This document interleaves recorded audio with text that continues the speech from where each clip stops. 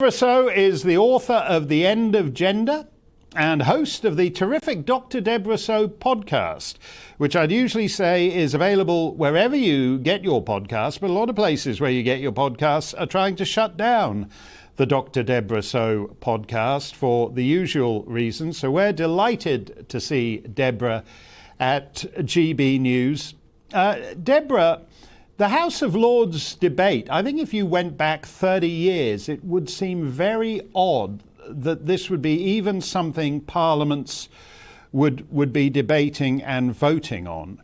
Whether people who are biologically male, they haven't had what we used to call a sex change, as the Scottish ladies prisoners complain about, but simply because they choose to identify as another sex, they're allowed to serve time in a female prison, which is always more comfortable than a male prison. Are you surprised at how fast all this is accelerating?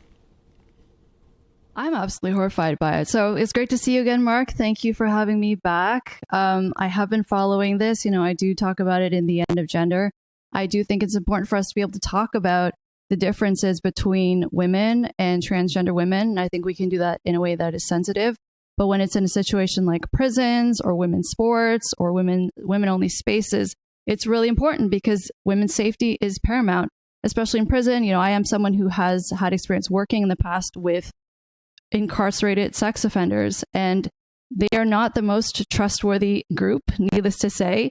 So I'm not frankly surprised if you have incarcerated sex offenders claiming to identify as female in order to get access potentially to further victims, which we have seen.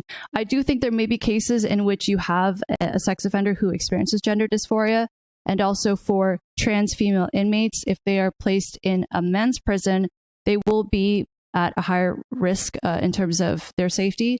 So that should be taken into account.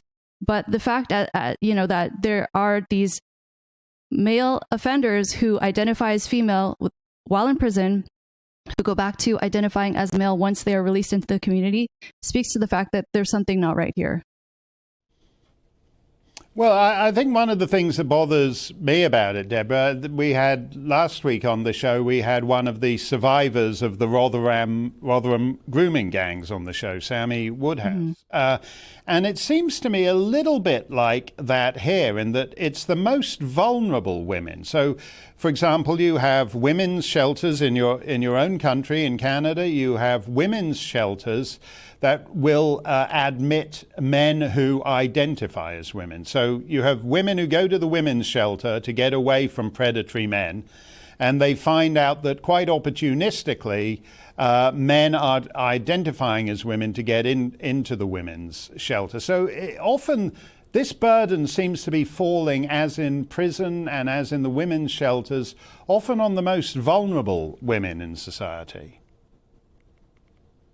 Absolutely. And what I find most frustrating is that the activists and the allies who are pushing for these policies and who are pushing for the emphasis on gender self-identification over biological sex, above really everything else, they are not the people who have to live with these decisions.